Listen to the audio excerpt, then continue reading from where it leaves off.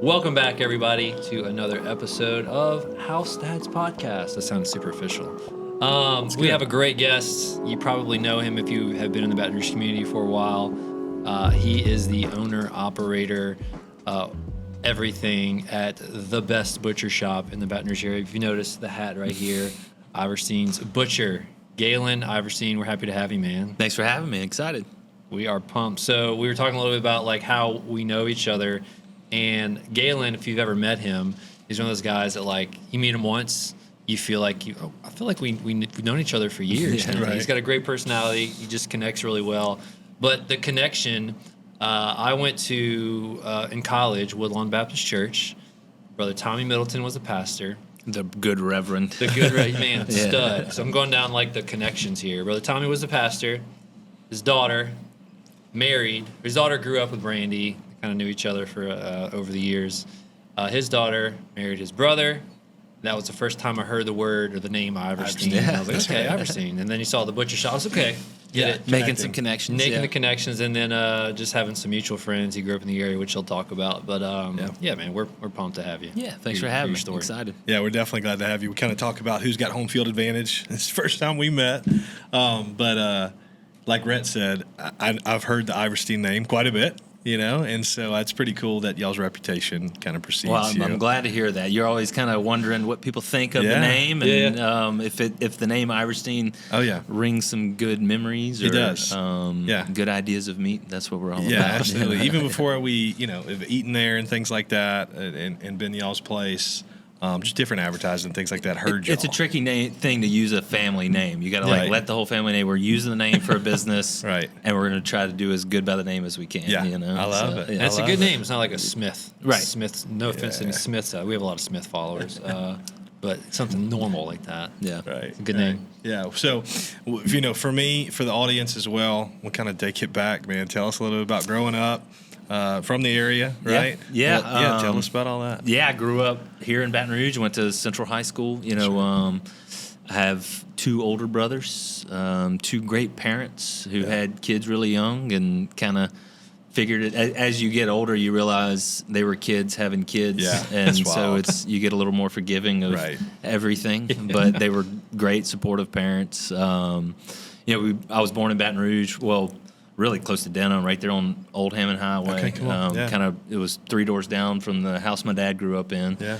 But having two brothers and then their third kid comes along, my dad wanted to have some space for his kids. And now at the age I am with kids, I understand it. Right. But he wanted to kind of have a spot where his boys could be boys and turn them loose and get into as much trouble as they wanted. So we moved to Central when I was around 4 or 5, and my dad was kind of a house flipper almost. He would build a house, sell it, renovate a house, sell it. So I think we moved 7 different times in the Central area growing up, and went there, had a great high school career growing up doing boy things. Right. We play in the backyard, ride dirt bikes, race dirt bikes, race bicycles. We were more of a wheels family than a stick and ball family. Right. We weren't terribly athletically talented, but it's funny how you usually fall into one of those two right, camps. Yeah. I think like it has that. to do with like hard-headedness, a little bit. So, really just had a great childhood. Graduated from Central in 04, went to Louisiana Tech my freshman year with the hopes of being an engineer. And after the first, they're on the quarter system there, I quickly realized I'm not going to be an engineer. So I transferred to LSU so I wouldn't lose a semester. I could jump right into the spring semester, and or I guess, the spring semester. And it just kind of bounced around. Yeah. All of the majors. I saw every building on campus, I'm pretty sure. Yeah. So a self-admittedly very mediocre student. Yeah. And I think a lot of that was due to I just didn't know what I wanted to do. Yeah. It was kind of bounced around. This doesn't work. I'm getting C's over here. Maybe this isn't the best. And landed in the political science department and really enjoyed it. Yeah. That's I found my stride in college in my 5th year. Yeah. But I took my time in college, but I learned a lot. Like, I had a lot of great experiences. Yeah. Took some time off here and there. Went and worked at a church. Went and worked in Hawaii on a boat. Come on, man. And just Yeah. learned a lot Right. through those years, more than just books. Yeah. You know, and Yeah. so while it was a kind of an unusual college career, Yeah. I think I did it the right way for me. Yeah. You know, and I haven't finished it, honestly. I've got 9 hours left sitting Oh, over man, there. so Not too close. late, man. I got 140-something credit hours and no degree. Yeah, I love But during political science is kind of when I found myself as like a learner, a reader, Right. a seeker of information, specifically like the political philosophy and theory of things, Yeah. and really kind of dove into that pretty hard. But with a political science degree and a mediocre student, your postgraduate opportunities aren't abundantly clear. Right. You know, so my brother, who's an attorney, he kind of had the Billy Madison, for the love of God, you know, we don't Moment. need any more attorneys. Yeah. Don't do it. Yeah. Not that I could have, you know, hacked it in law school anyway, and I'm not saying I could have, but through that, just kind of, I wanted to do something with a political science degree at the time. Sure. And the military was right there, and Yeah. I'm like, maybe I can parlay this into something. I applied for the Marines, went through military entrance processing, and just didn't sit good with Sure, me. It yeah. was kind of a, maybe this isn't my path. Right. You know, Yeah. 'cause I think mentally I'm not the person who is a give the order, take the order, go do it. Yeah. And also the Marines is a branch of the military is not going to guarantee you anything. Yeah. Yeah. When you join in, I really want to go to officer candidate school, but recruiters is like, that's great. Can't guarantee that's going to happen. Right. But it was kind of in that time in my super duper senior year at LSU in an English class that I kind of started reading about food and food policy in a class that we were writing. The goal of the class was to write about food, and the whole semester we're writing, you know, food reviews, essays on food production and things like that. And in that, being the mediocre student, I did a lot of kind of rabbit trails, Sure. which got me really interested in farming and all of that sort of thing. Yeah. So that's kind of how I got through the school years and started thinking about career after that. Yeah. And agriculture and food is really what kind of spoke to me, what I was going to do. Yeah.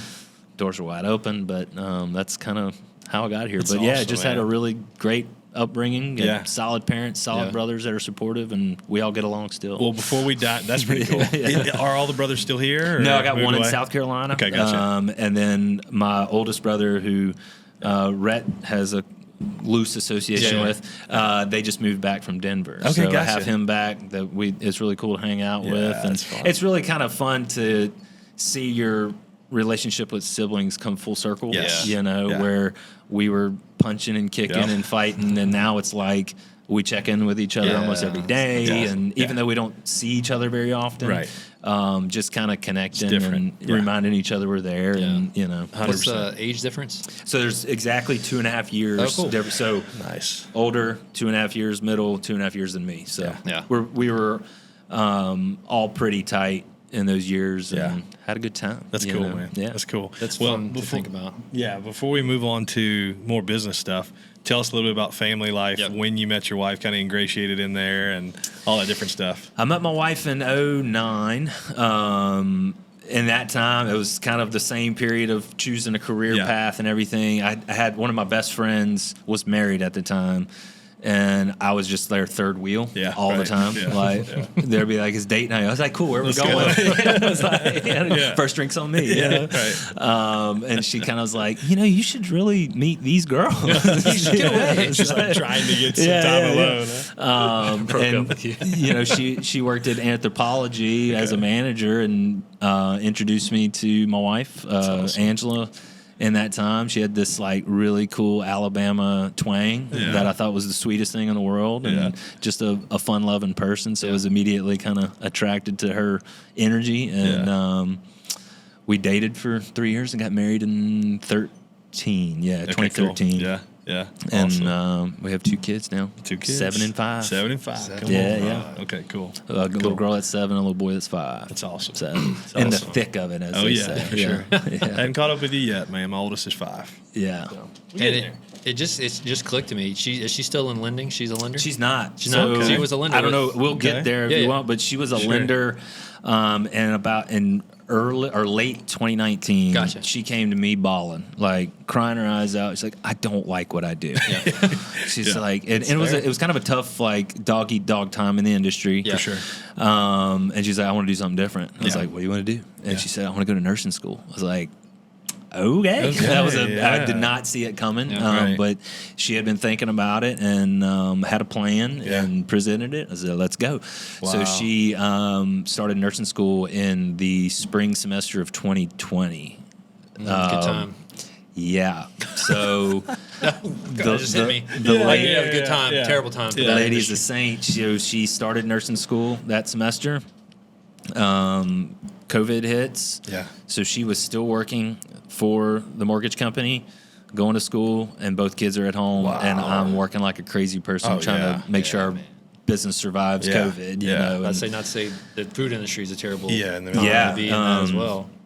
which was a very interesting time for our business. And then, but she grinded through, got it done, graduated top of her class, Wow. and now's a nurse at Baton Rouge General Come on. in Nice. ICU. Wow. We're super proud of her. She's, Yeah. That's she awesome. works her tail off, and she's about to start applying for CRNA school, and then I'm going to retire. Yeah. Hanging out. Love it. So I love it. That's Yeah. cool. So backtracking. Yeah. I love a good business startup story, business story. Obviously, Iverstine's is a city favorite, but we'd love to hear the inception of that. What gave you the spark of like, I think I'm going to do this. The inception of how it's evolved and all that kind of stuff. Yeah, when you say spark, it's like there's been a lot of sparks all along the way Yeah. because like what we see as our business now, and we've been in business surprisingly for 14 years Come now, on, that's and it's just been this huge evolution where 10 years ago I would have never believed you. Yeah.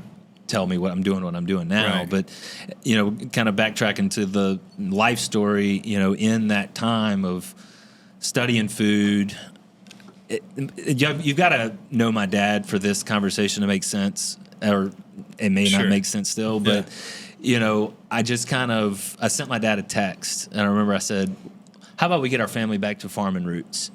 Our family has an agricultural history, and it Gotcha. basically skipped a generation, right? Okay. And my dad just replied, "Yeah." So really half baked plan, but I wanted to researching how food gets to the table. Yeah. I saw this like whole sect of people in the United States that are choosing to do it differently.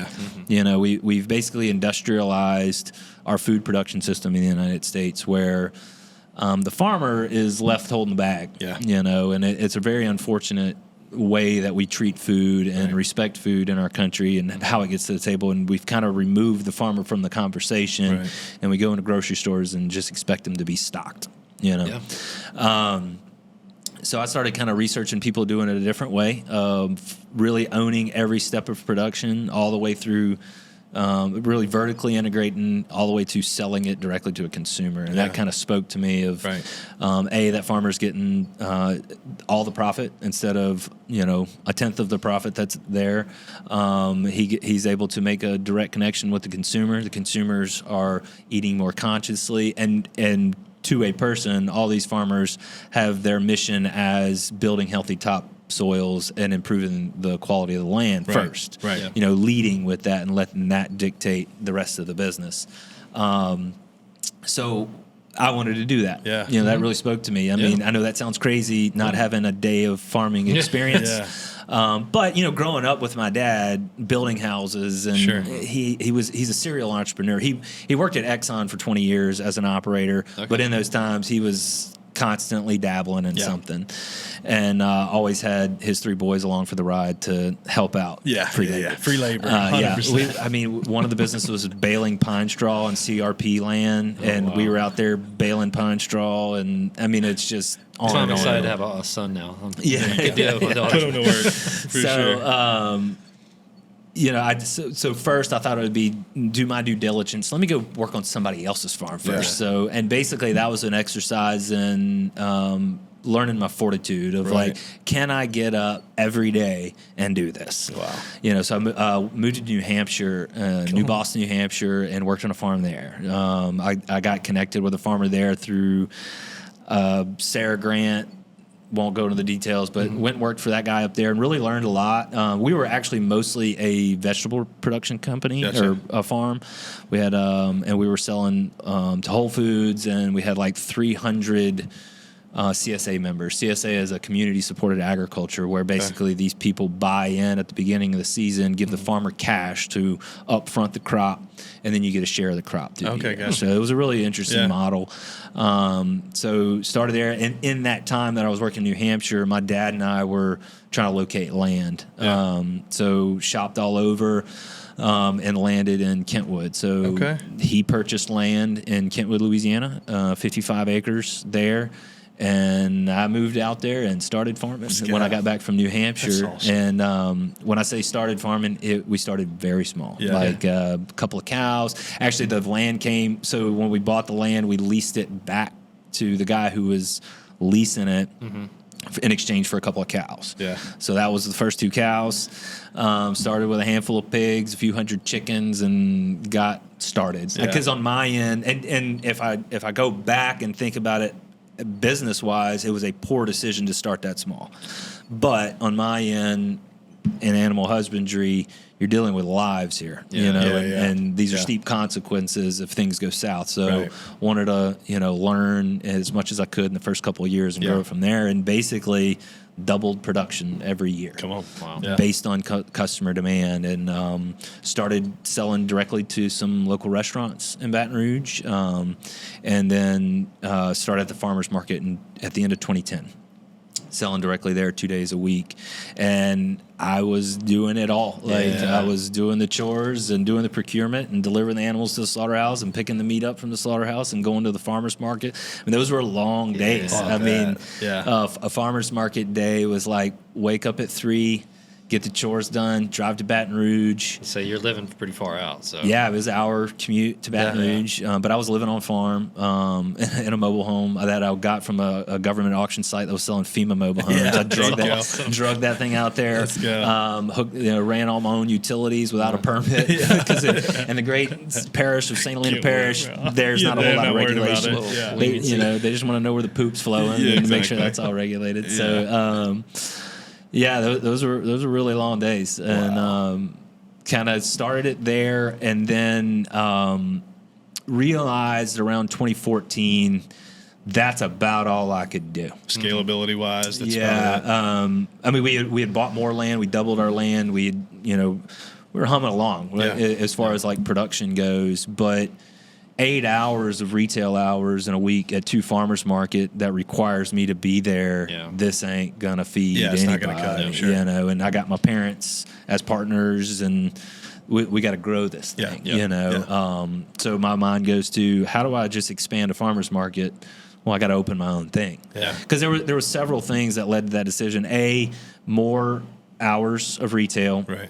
Because I did not want to do wholesaling. I didn't want to be in the position of wholesaling. We had a few restaurant customers, but I never wanted that to be like the cornerstone of our business. It was just a very kind of unstable way to do business and hard to cash flow.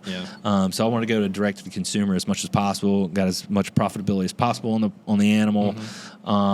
And then as well, we were taking all of our animals to a slaughterhouse, having them processed, bring it back. That was very expensive. Sure. The logistics of that's very expensive. And also, you end up with a bunch of stuff that the home consumer doesn't know what to do with, or like isn't cut right, or busted package, and all these things. And once it goes to the slaughterhouse, gets that state stamp on it, I can't do anything with it.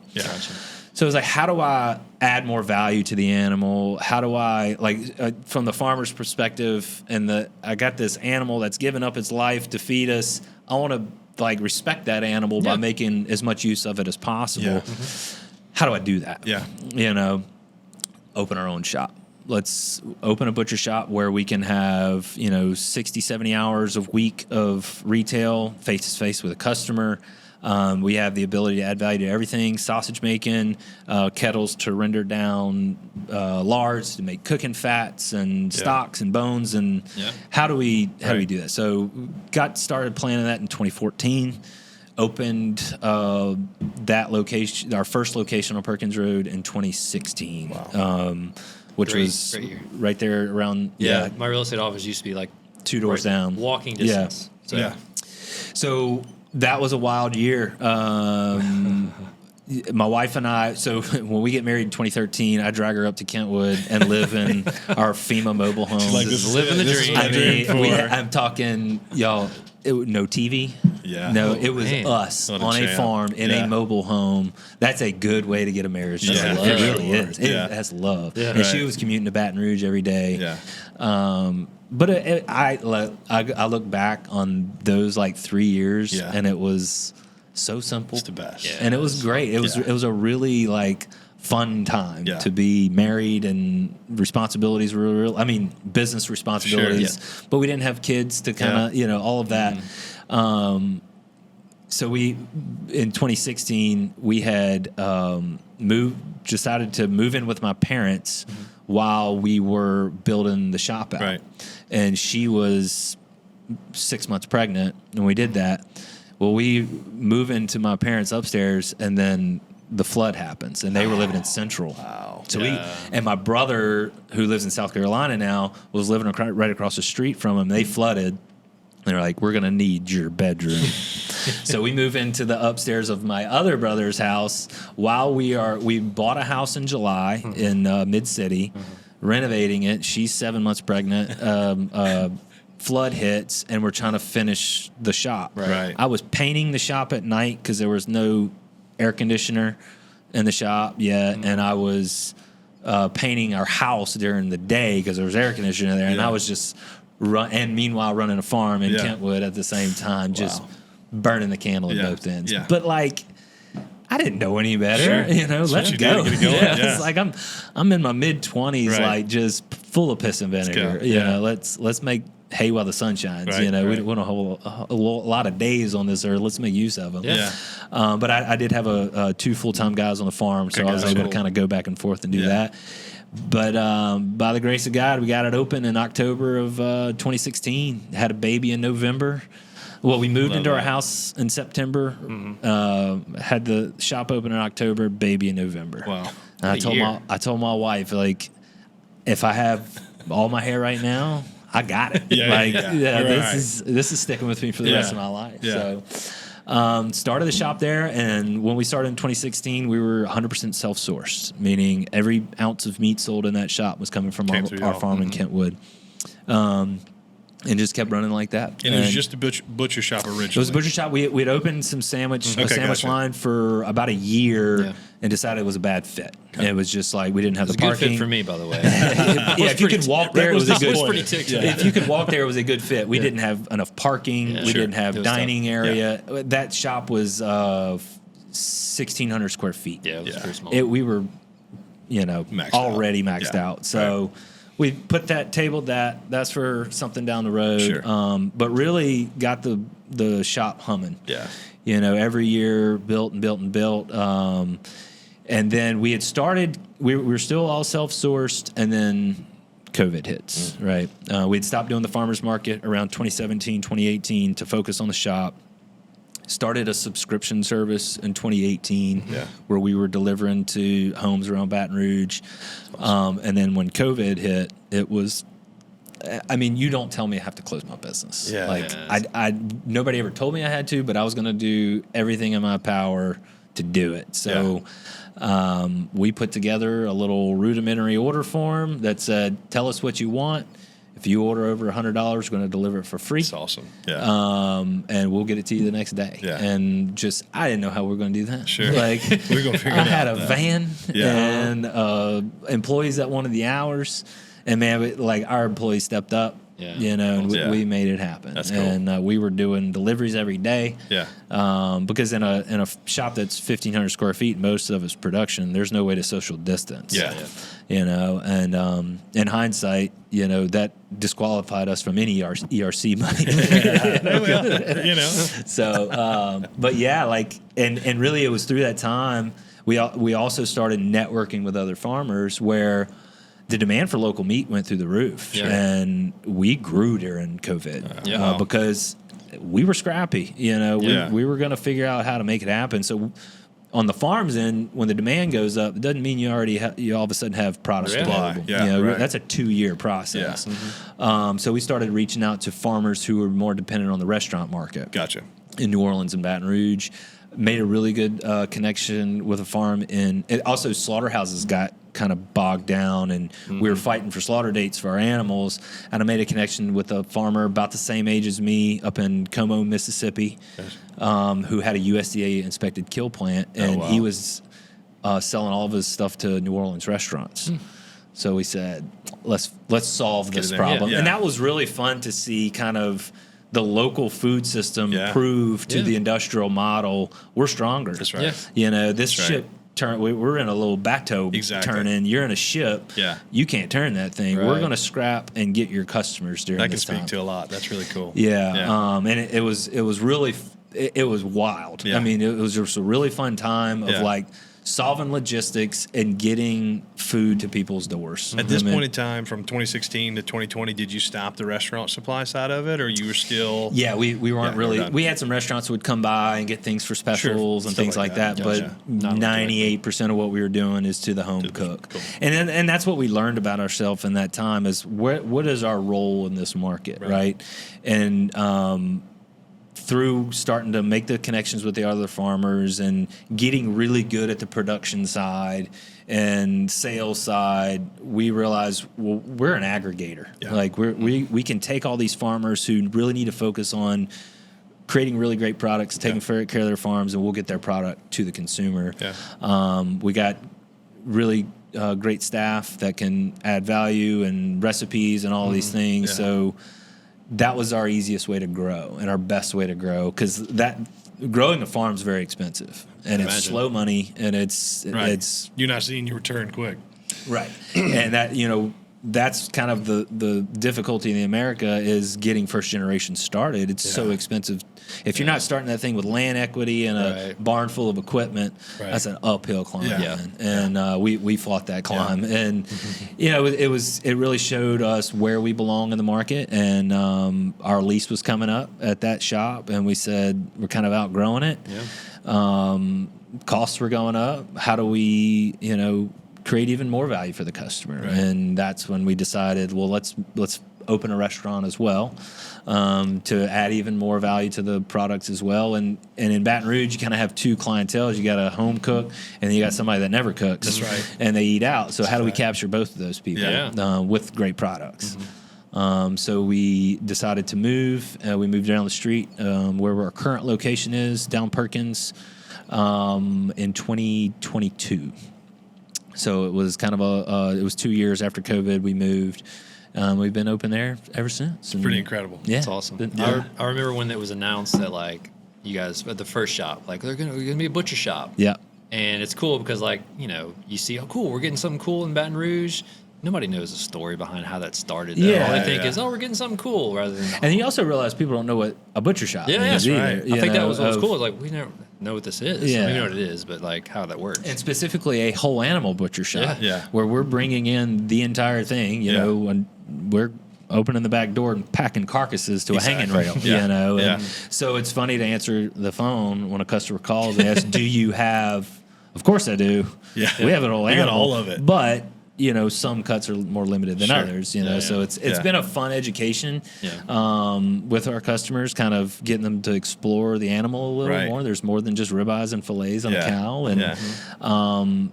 and really learning about ourselves in the process and what we're really good at, and just kind of doubling down on that and moving forward with it. It's pretty incredible. I think it's funny to hear you say, going back to high school or college, you would have never expected, a couple of years later to be on a farm and doing those things. 100%. But incredible. now that I think about those times, it's like there's value in every single experience. What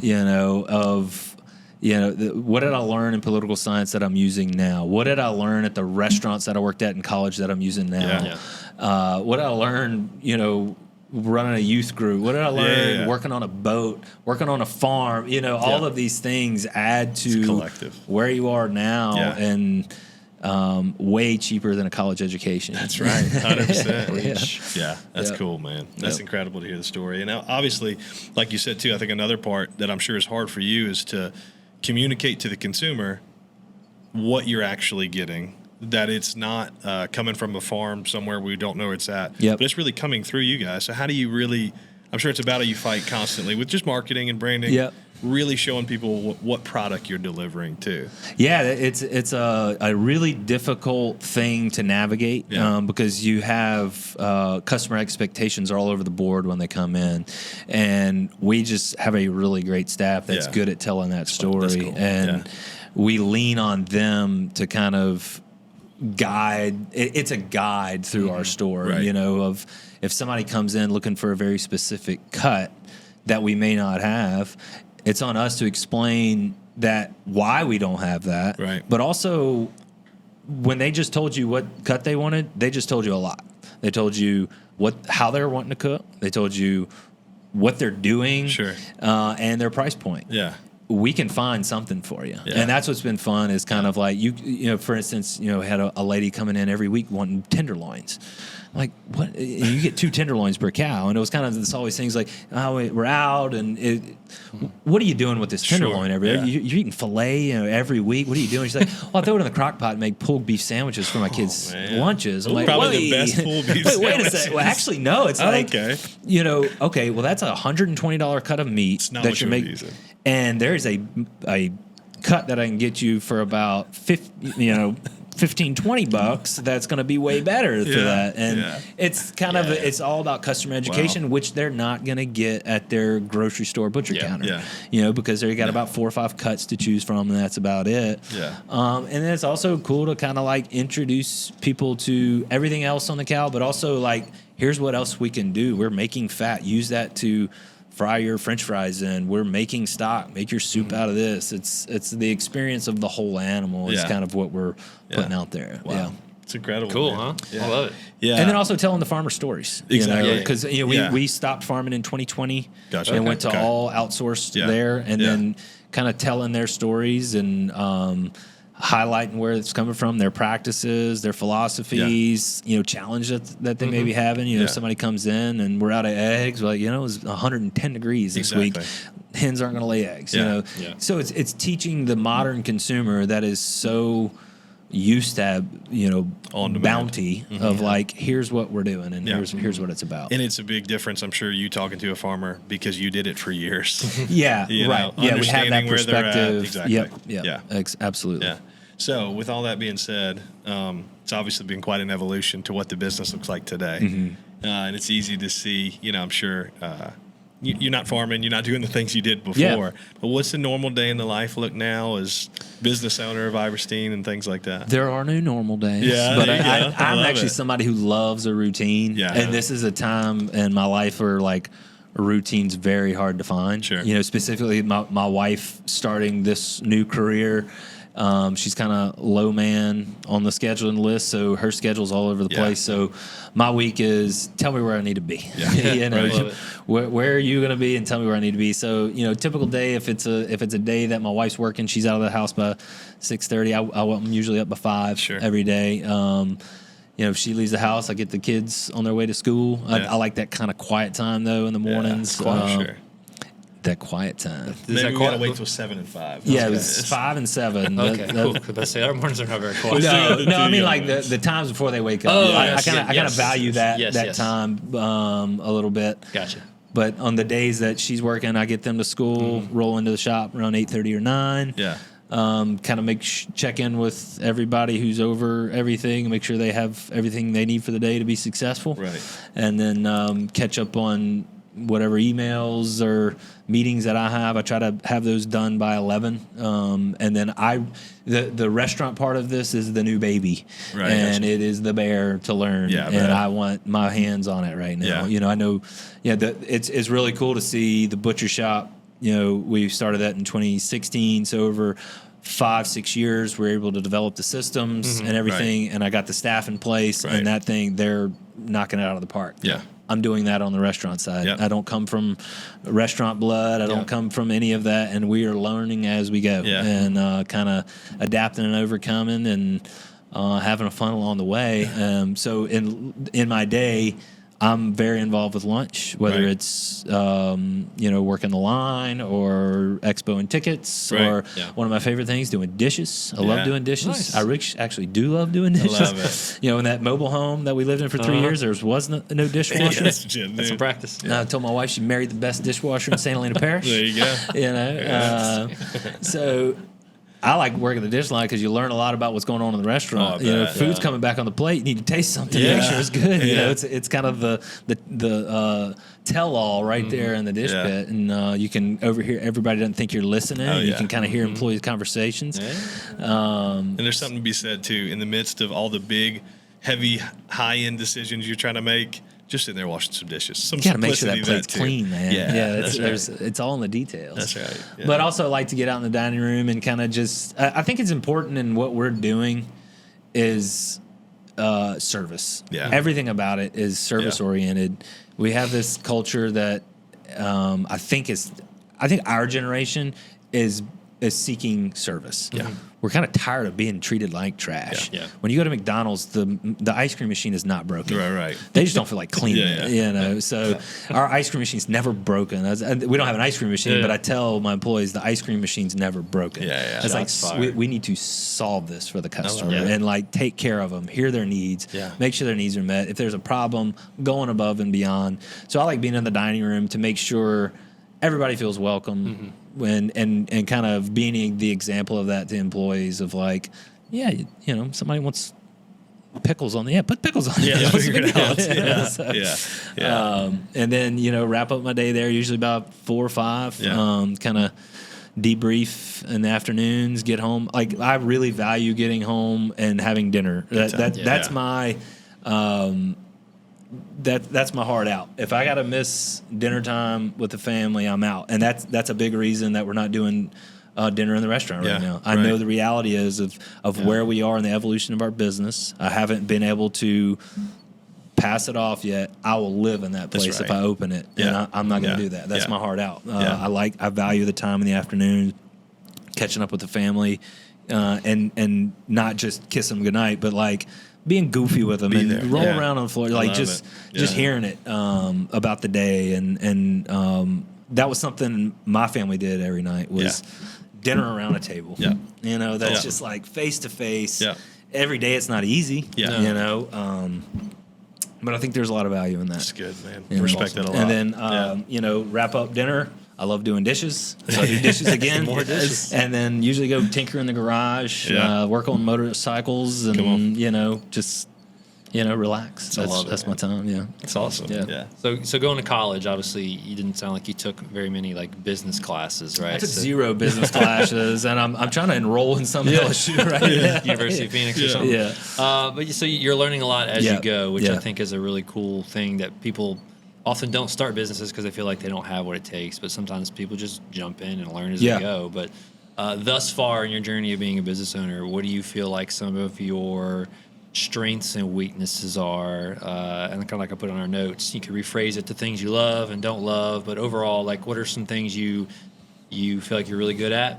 And then what are some things you're like, it's not for me? Yeah, because those aren't always mutually exclusive. Like what you're good at isn't necessarily what is your favorite thing all the that's time right. either, right? Yeah. So, I really what I've learned about myself, I really like the experience of customer interaction. Yeah. So like customer experience is kind of like my expertise, Right. which I think I'm really good at it. Yeah. I learned a lot of, and that goes back to all of those experiences in life. Yeah. Where I learned from really great people that taught how to serve people. Yeah. And so that's what I like doing and teaching my staff about. Is it what I need to be doing every day? Probably not. Sure. What am I bad at or what I hate? I'm not the most organized person. Like on paper, I have like You know what's going on inside. I have a pretty good running list yeah. going. Yeah. I don't drop a ton of balls, but like the diligence of like sitting down and doing the grind stuff, that's what I'm bad at. But I'm starting to get the pieces in place to be able to focus. Because I honestly do enjoy that part of it. I like learning that part of it. But it's the part of it that takes the most diligence to like set time aside and make sure you're doing that. Like I'm the person chasing the squirrel all the time. Like I enjoy the fight. Right. Yeah. Like I enjoy the grind, and and I think a lot of my employees appreciate that about me. Like if somebody walked in, they don't know I own the place. I'm dirty. I'm right alongside them. Yeah. But I think I'm at a point where they respect me enough, and they know I need to focus on more important things. Yeah. And because we didn't hire butchers. Yeah. We were all learning how to be butchers together. So that was part of it. Is like I'm learning all these things as I go. So if I want to have really good dishwashers, I need to learn how to be a really good dishwasher so I can pass that on. Yeah. But yeah, that's kind of I like the fight of every day. I really kind of thrive on it, and the problem solving of it. I think I'm a really good problem solver. Right. I don't get. Internally I might get flustered, but I have a pretty good poker face on a day-to-day basis. Depends on who I'm around. My business partners, my parents, like I don't have a poker face with them. They see it. But with my staff, I can kind of handle it and help them fight through challenges. Yeah, that's awesome.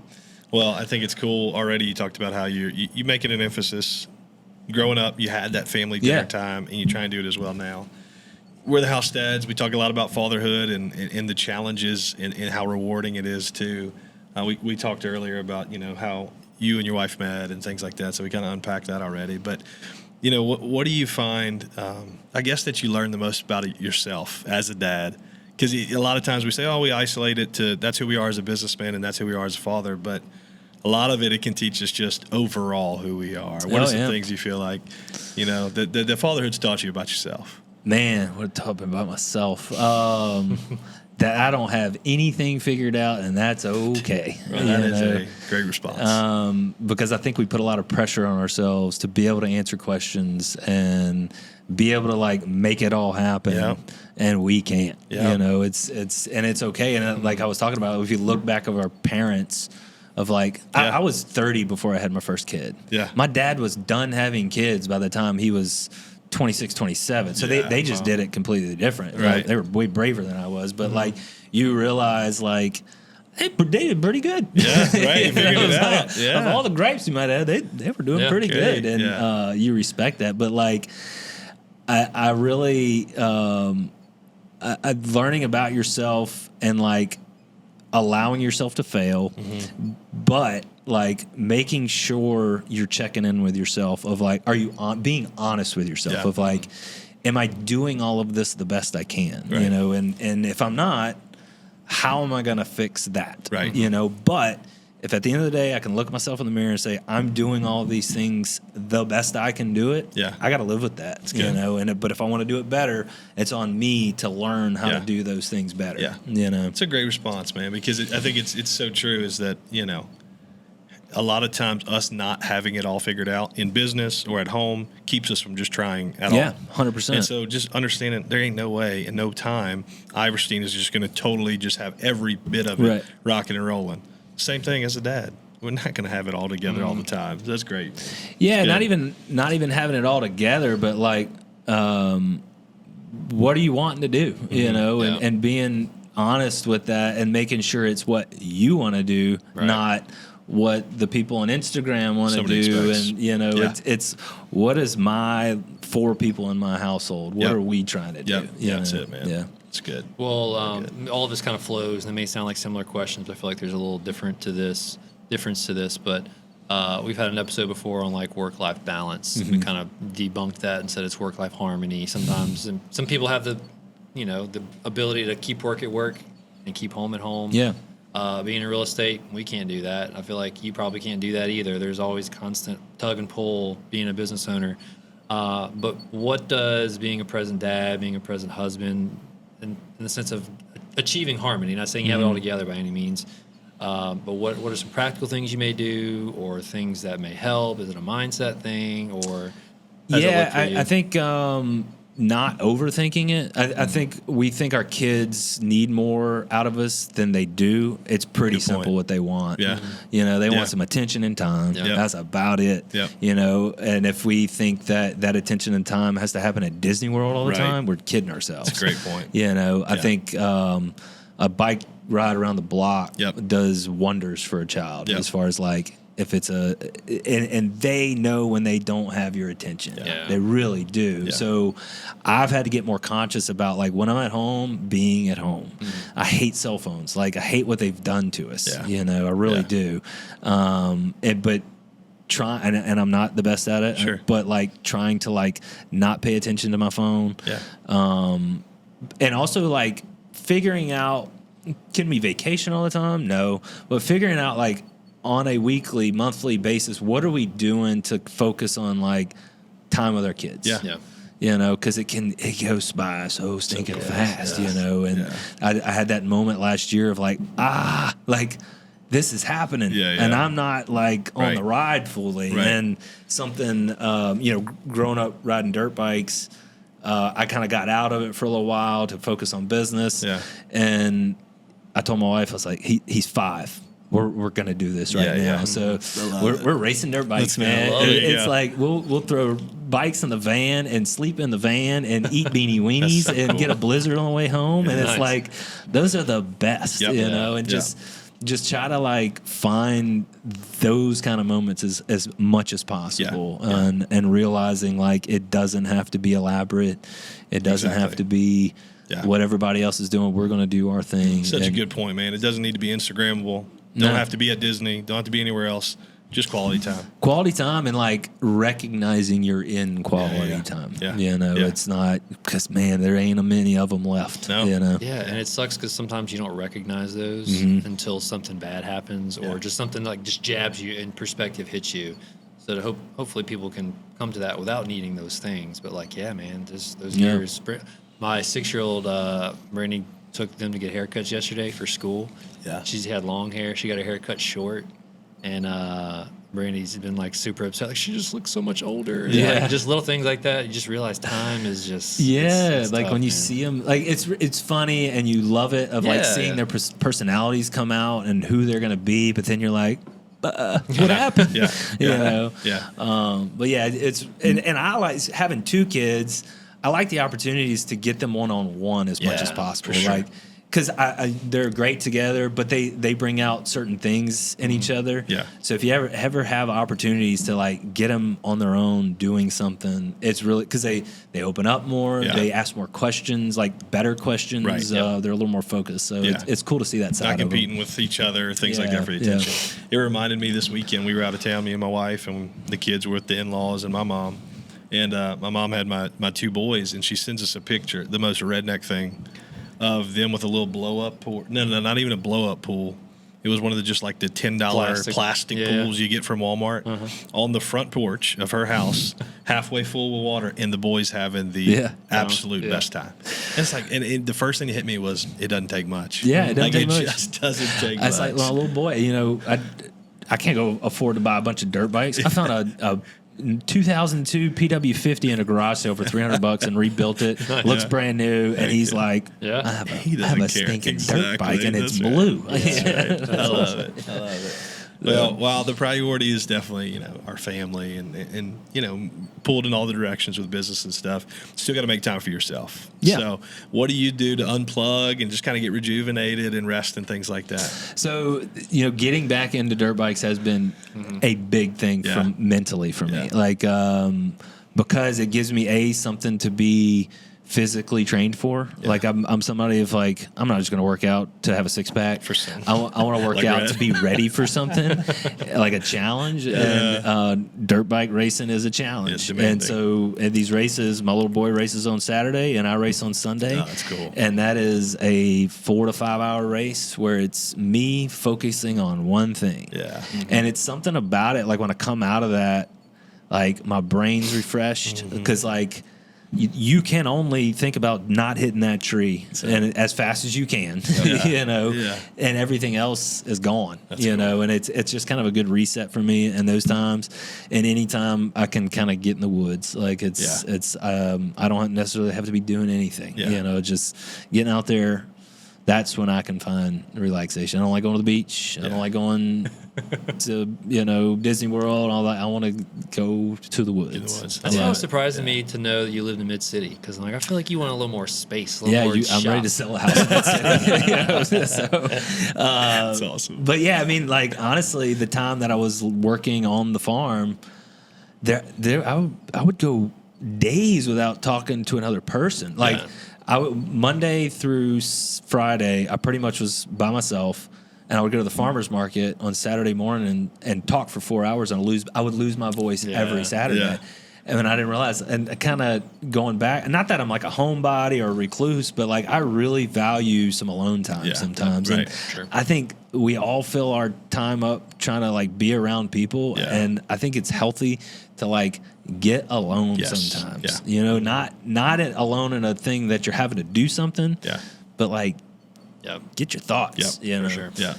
Yeah, it's a lot of good stuff, man. So kind of wrapping this up, one final question, unless you come up with anything. But it's been really cool to interview people in the sense of like, I feel like we're almost building a little community of just like like-minded guys who, kind of like when I pitched the idea to come on the podcast, we desire to do well in our work. We desire to do well in our home and every aspect of our life, but we don't have to sacrifice one of them to do. Like we can excel and be excellent in all of them. Not saying any of us have all of it together. So it's been cool to interview people who have it together here, but maybe not here. It's just like cool to piece those together. But to anybody who's listening right now who may be killing it in one area, they're killing it in their business, but their family life is a little or vice versa. And again, not painting the picture that you have it all together, but any sort of like, I guess, words of wisdom or encouragement for those people. Yeah, I mean, that my word that kind of came out of a pretty tough spot last year of like not feeling like I had anything together was patience. Of like, just be patient. Like, which we just talked about how fast our kids' lives go by and how fast all this. But man, like if we can focus and like realize where we're at, and also like be proud of yourself sometimes. Like I'm hard on myself. I really am, and I think it's important to like be patient in what you're doing. It's not going to happen all at one time. When you start a business, you have this idea of like, when I open day one, it's going to go like this, and I'm going to have this amount of money by then, and that's not a reality that we operate in. And when we don't check all of those boxes, like realizing this is a process, what are we learning along the way? Right. And if we're learning things along the way, don't do stupid things twice. That's the biggest thing, right? That's my main goal. Is like if I do something stupid, don't do it twice. Let's not do it again. And just kind of letting things play out. I'm not saying like go on cruise control. You're still working at it. You're still chipping away. You're still learning, but having some patience, having a little bit of vision for down the road of like what I'm doing now is going to do what, because I think that's the challenge of the business owner and the dad is we get so focused in on where we are right now. That we forget to kind of pick our heads up, and it's like there's some things down the road that will get there. We're going to get there, and be okay with where you're at. It's where you're at. And like I said, going back to like if I can look myself in the mirror and know I'm giving all of those areas the best I can, let's go. But if I'm not, being able to be honest with myself of like I'm not asking my wife the right questions. I'm not focusing on my kids when they're sitting right in front of me. I am not communicating with employees. Okay, how do I communicate with employees better? Like, put your phone away and focus on the kid in front of you. Make sure you're not just two ships passing the night with your wife. Make sure we're getting on the same page and talking and checking in with each other. That's awesome. It's good, man. A lot of good stuff, dude. It's fun. A lot more than just threw together a farm and butcher and things like that, man. Really insightful things, man. It's been a fun 14 years, and I'm ready for the next 14. Yeah, I'm excited to just follow and continue how things go. Any glimpse of what the future of Iverstine's is? I mean, the move really opened a lot of opportunities for us with the restaurant and everything. So we're really kind of operating that thing at about 30% capacity. Yeah. And we're going to grow it. Yeah. Again, is it the best business decision? Like we started a small farm. I just think it's the most diligent way to do it for us, and making sure a business isn't wrecking a family. I don't want that. That's right. My wife and I kind of agreed on the front end she was not going to work in the business. Yeah. Like when I went to her, it's like, there's things you could do. Sure. Yeah. But we agreed, like, A, she needed, we needed the income, and B, that we don't want that to like dictate everything that Every we part do, of your life. And Makes honestly, we really don't talk about business that much. Yeah. I fill her in, and but in the afternoon, I try to leave that at home at work and focus on family stuff. It's not always easy, and I might be on the phone for a little bit when I get home to wrap things up, or got to go back to pull something out of the smoker, but she knows I'm giving her my all. That's right. Well, I think there's a lot of wisdom in that. Is that sure, you could have been doing dinner from the inception and all these different things, but success isn't just let's just crush it, and it's longevity. And I feel like you could burn out real quick. Yeah. And so a little backstory on why as well. It's like I hired a chef before we opened. And the night before it's like 2 a.m, and I'm on a ladder, like rewiring a speaker in the dining room or whatever. And she calls me and quit. You're kidding. No way. So I honestly, that was I laughed. I was like, okay. She said, I can't do this. It's like, okay. I can. So I'm strapped an apron on and started cooking, and really like I cooked, and I'm a cook. I'm a chef apparently. So figure that as we go. That's awesome, man. Yeah, it's cool, man. Rolling with the punches. Yeah. So, last question I have for you. I was interested to hear why, in hindsight, do you think when you said you started the farm, you feel like maybe initially it was too small? Yeah. Cash flow. Yeah. I mean, it was. That's it. Simple. That's it. Yeah. Okay. Yep. Makes sense. Well, cool. Dollars and cents. Yeah. Well, man, this was great. Really appreciate all the information you shared. I think it's time to hit a little rapid fire. You got yours? Yeah, I've been thinking. You need more time, huh? Yeah, you go ahead first. All right, this isn't really rapid fire. It's just a good setup question. All right. So, give you a chance to pitch some products, right? I am a guy. You want to cook something for your significant other. Okay. I show up to the shop. I'm like, hey, look, I really want to wow my boo. What do you recommend? Oof, wow the boo. I don't know if there's full meal or just like that can go so many directions. I know, just recommendations of like wowing the boo. Don't get her a fillet. Okay. She's had that. A million times, we're gonna wow her. We're gonna use some different languages, right? So it's gonna take a lot more effort. You're not gonna be able to just fire up the grill and have it done in 20 minutes. It's gonna take some prep work. It's gonna take hours of work. We're gonna cook her asabuco. Right? Yeah, sexy it up a little bit. So to me, like. On an animal, you're trading tenderness for flavor a lot of time. Yeah. So while the tenderloin super tender, it's the least flavorful cut on the animal. That's why that would not make a good sandwich. Or like right, yeah. You're not gonna braise it down, but like if we can get something that has some connective tissue in it, that's gonna take some love and some time and some ingredient to break down and create that tenderness. I mean, that's way more impressive than the fillet. It's fine, but you can really wow her with it took effort. You had to learn a recipe. You had to like take the time to put that dish together. To me, it's like the expression of love or in food has more to do with the time of it. Yeah, and the attention that you're giving it. Right. Plot twist: the boo is vegan. I'm kidding. There's a sushi store. There's a salad shop right there.